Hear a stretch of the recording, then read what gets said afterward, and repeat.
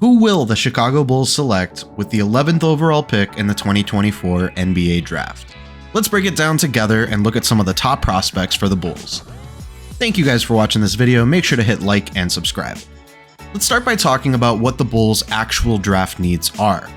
With Alex Caruso gone and Josh Giddey coming in, as well as the potential of losing Patrick Williams and DeMar DeRozan in free agency, there are a lot of holes that the Bulls need to fill.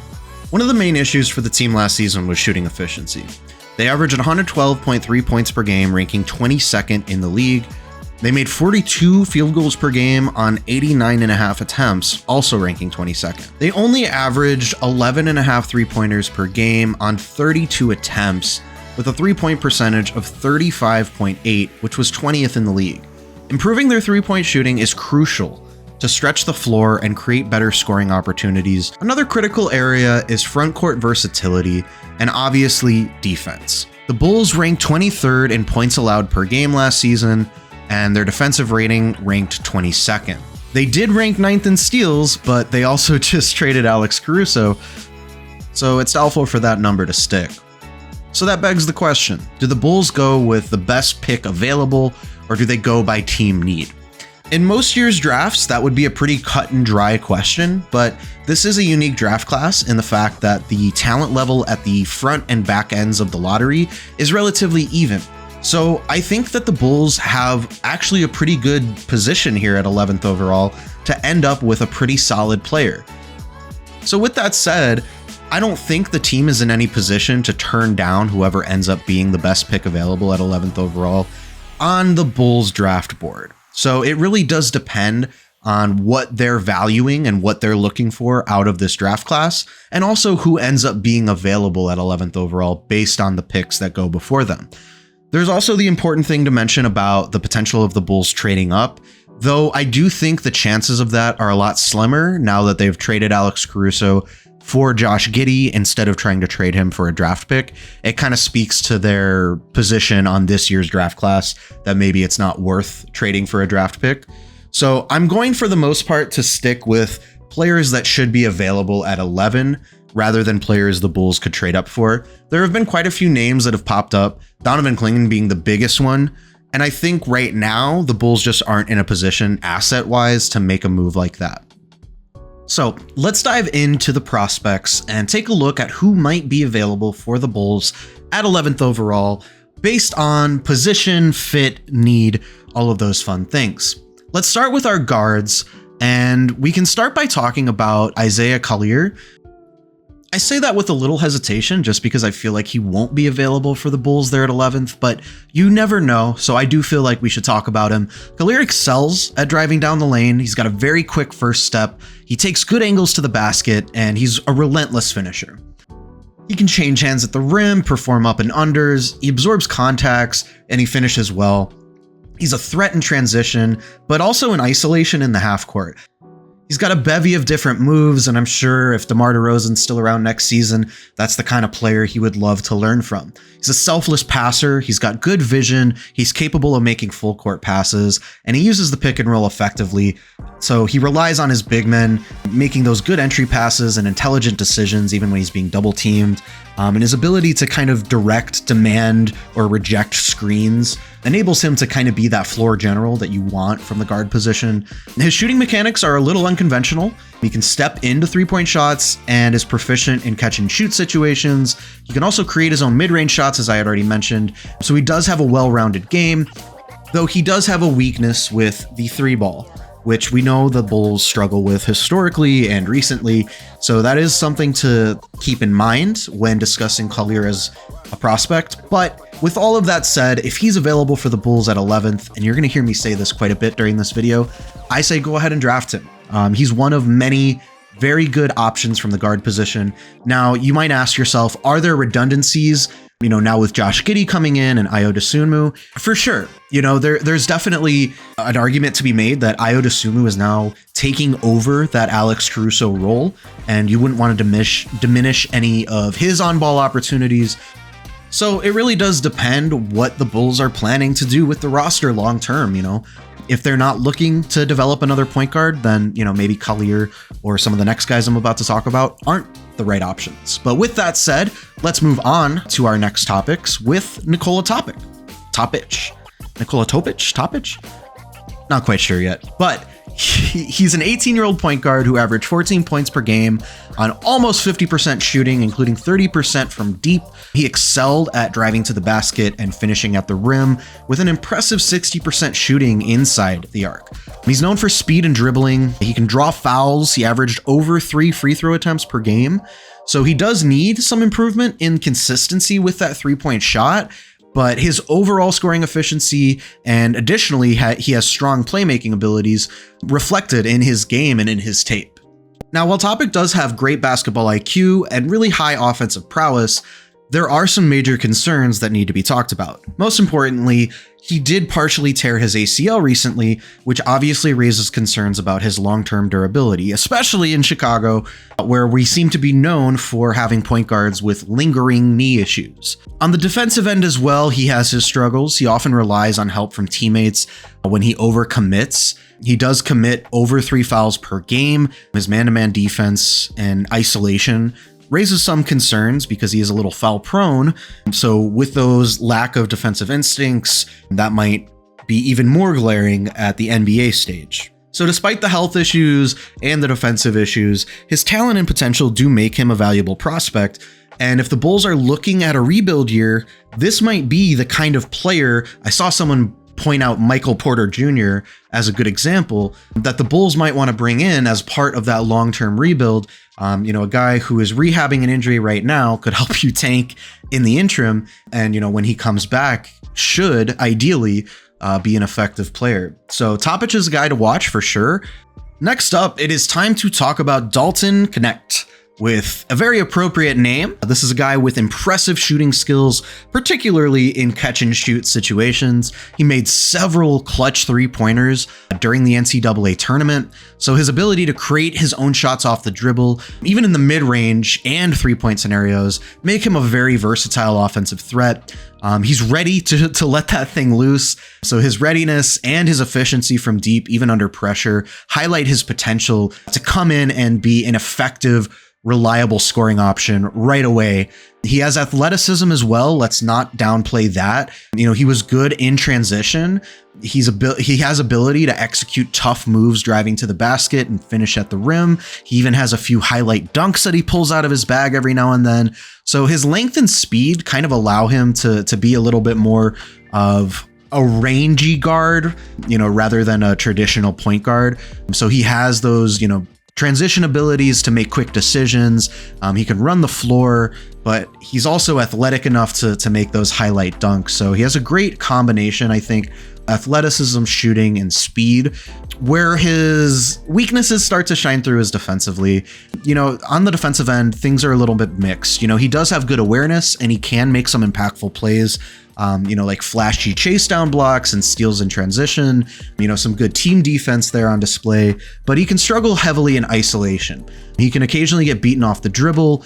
So those are things that he would have to improve coming into the league, especially for a team in the Bulls that just lost their defensive stalwart in Alex Caruso. He does have some ability as a playmaker. I mentioned his ability to make good passes in transition, though it does seem like in pick and roll situations, he defaults to taking the shot himself rather than making a clean entry pass to the big man. So kind of a mixed bag with Knecht, but I do think the pros heavily outweigh the cons here.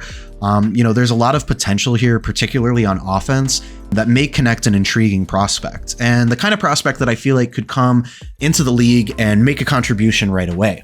I feel like there might be some better options for the Bulls there at 11th, though again, this is not a player I would be upset with if we end up hearing his name called. It's time to transition to talking about the big wings, the forwards. First up is Ron Holland, who I think is probably one of the most intriguing players in this draft class. A guy who, if you had asked someone last year who you might consider a top 5 prospect for this year's draft class, he would have been one of the first names they'd bring up. This season, though, it seems like he's sliding a little bit on draft boards due to somewhat of a lackluster season in the G League Ignite program last year. But with that out of the way, let's talk about Ron Holland's strengths and weaknesses. His defensive prowess and athleticism probably are his biggest strengths. He's a very good defender. He has great recovery abilities, he can disrupt plays, and he provides rim protection even from an off-ball position. His size and athleticism enable him to excel in transition, turning defense into offense with impressive chase down blocks and high-flying dunks. This is the kind of player that I know Chicago fans would love. He would create highlight plays at the United Center on both ends of the floor, getting those highlight blocks as well as those huge thunderous dunks that get the United Center crowd on their floor. The kind of player that I could see Bulls fans falling in love with very quickly.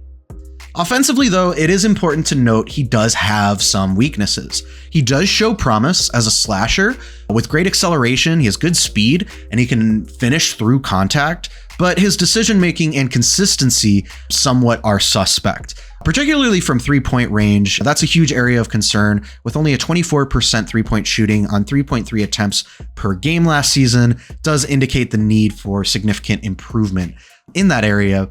And like I had mentioned, sometimes it seems like he can get a little bit out of control with his drives, maybe just decide, I'm going headfirst into the lane and I'm going to score when there are better options with the ball.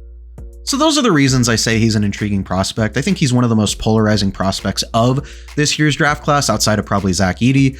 There are some specific developmental needs that he will need to have in place to be a successful NBA player. I'm not totally sure that the Bulls are the ideal situation for him, but if he's available at 11, you might just have to go for it.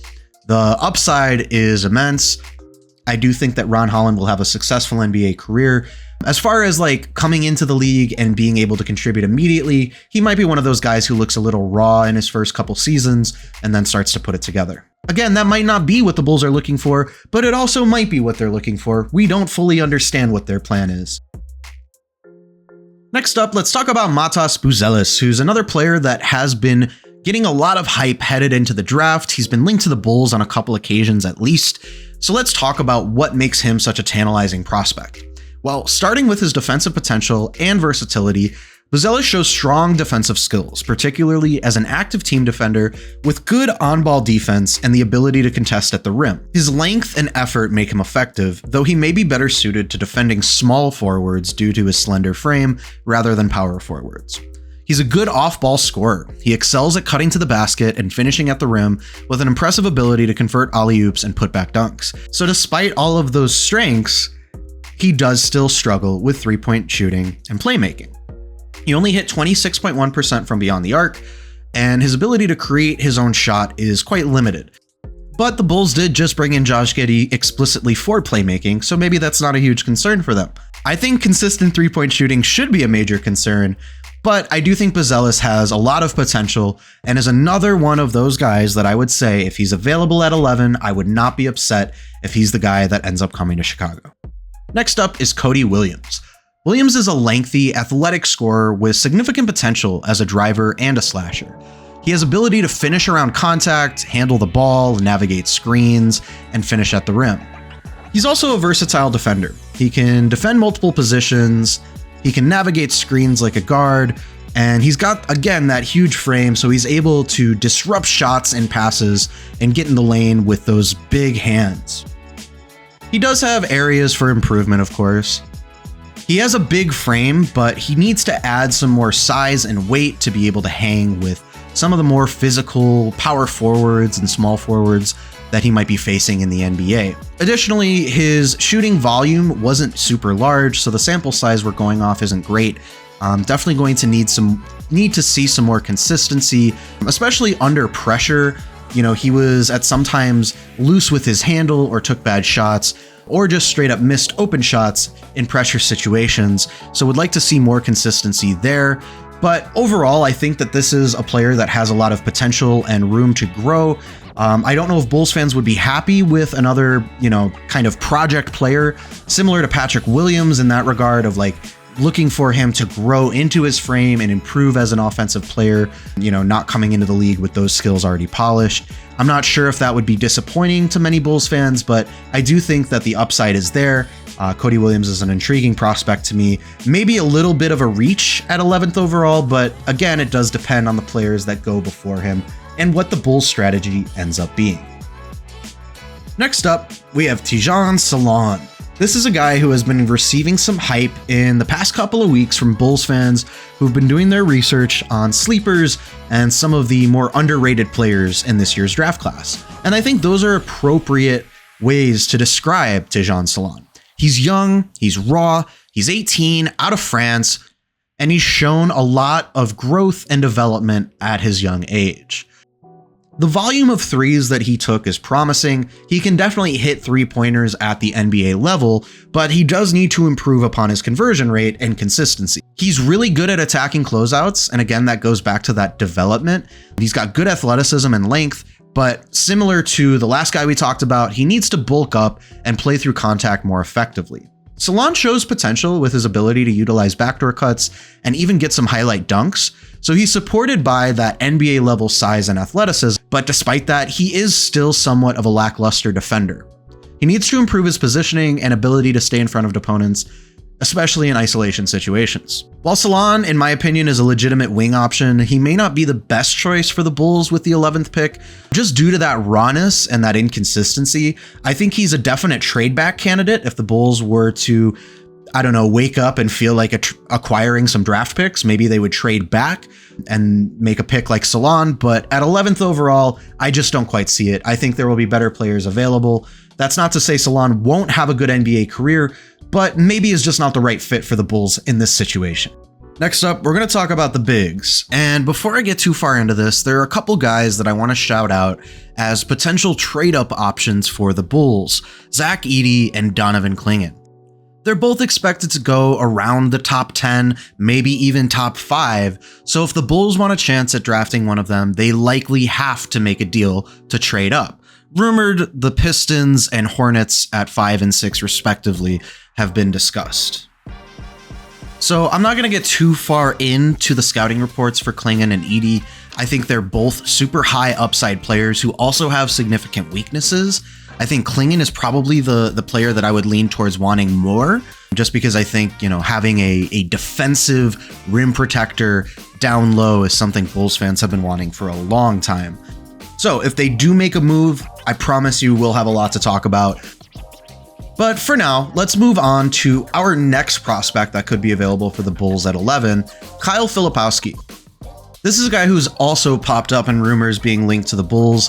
Plenty of Bulls fans have expressed desire to go out there and grab him. 7 foot, true 7-footer at 248. He has the size of a prototypical NBA center. He's nimble, he has good feet speed, and good defensive coverage, though he lacks that kind of length and explosive athleticism, which may limit his ability as a rim protector, which is why he's more towards the 11 range rather than being in the Clingan or Edey category of being towards the top of the draft. But this is a super versatile player, guys. He excels in shooting, passing, and ball handling, especially for being a guy of his size. Think Jokic-style passes. His improved three-point shooting, ability to initiate fast breaks, and live dribble passing make him a multi-dimensional threat at both the 4 and 5 positions, depending on, again, what the Bulls want to do and what the team that drafts him projects him to grow into. As I had mentioned, he's projected to be a mid to late lottery pick, and he often draws comparisons to players like Kelly Olynyk, who I think is actually a very favorable comparison. Kelly Olynyk was a very, very effective player for many years, and any team would be happy to have a player like him in his prime. So if you're bringing in Filipowski, you understand that maybe his ceiling is a little bit lower, but that floor being higher gives you that reassurance that you're getting a guy who will give you good production at the center position, which is something the Bulls obviously need considering Vucevic's age. Bulls fans might be upset at the idea of bringing in another big with similar skills as Vucevic. I understand that him not being a defense first center has drove a lot of fans crazy, especially considering we watched Joakim Noah not that long ago holding down the center of the floor. But I really think that we need to pump the brakes a bit on that. Filipowski's his own player with his own strengths coming into the league, a different player than Vuce was when he came into the league. I think Filipowski off the bat is coming in with better dribbling skills, better passing skills, better shooting skills. Those are all things that Vucevic took time to develop in the league. So with all that said, I think at 11th overall, Flipowski would be actually really great value at where the Bulls are picking and could potentially be that kind of player that, could fill in as a backup center immediately as a rookie. Next up, let's take a look at Khalil Ware. Another true 7-foot center with an impressive 7'7" wingspan. Ware has gained attention in this draft class for his impressive rim protection and shooting efficiency. Initially facing criticism for his effort and physicality during his freshman year at Oregon, Ware has made significant strides under coach Mike Woodson at Indiana, showcasing increased productivity and a harder playing style. Ware's standout skill is his exceptional rim protection, facilitated by that very lengthy wingspan and his full overall athleticism.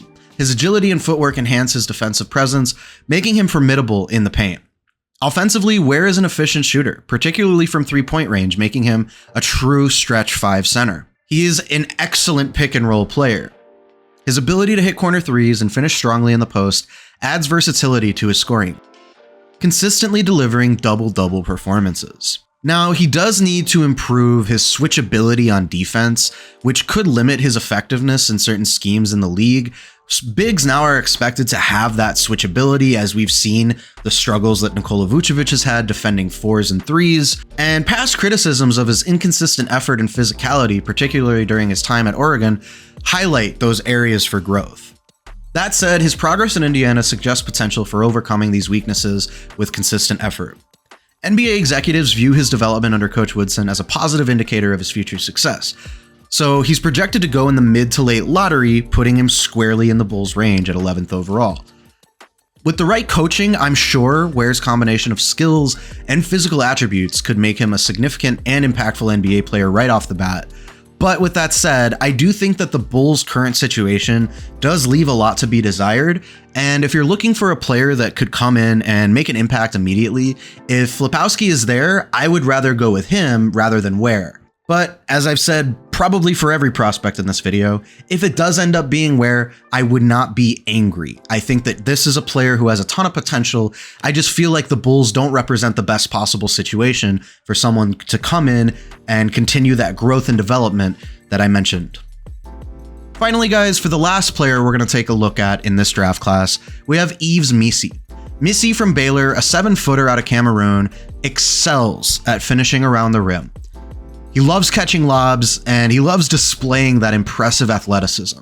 He's a super effective screener in pick and roll situations just because of how big and physical he is, and he's also noted for his shot blocking and defensive abilities. You'll see a ton of highlight blocks in this reel, especially when he's defending in pick and roll situations. Now, Missi does have quite a few limitations and weaknesses in his game. He struggles with shot creation, both for himself and for his teammates. He's not a passer. He doesn't have a post game. He's not a shooter. He cannot hit threes. His free throw shooting isn't great. He even has issues with foul discipline and team defense. So there are quite a few areas of concern in his game. Obviously, despite those limitations, there's a high level of athleticism in this player. He understands the game, and his ceiling might be considered lower due to those limited skills, but there's a ton of potential here with this guy. You can't teach size, as they say in the NBA, and he has it.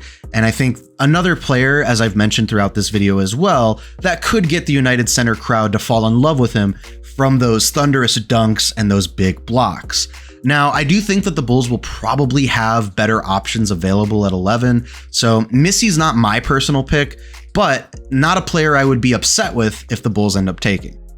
And there you guys have it. That is my 2024 Bulls draft guide. How do you think I did? Is there a player I missed? Are you screaming at me? Why didn't you talk about this guy? Leave a comment. Let me know if there's a prospect that you really like, and give me a quick pitch as to why you think he'd be a good fit on the Bulls. I'm sure there are a ton of guys out there that didn't even enter my research stratosphere that could be an option for the Bulls at 11. Who knows? It might be someone in this video. It might be someone else entirely. We will find out very soon, as the draft is Wednesday night.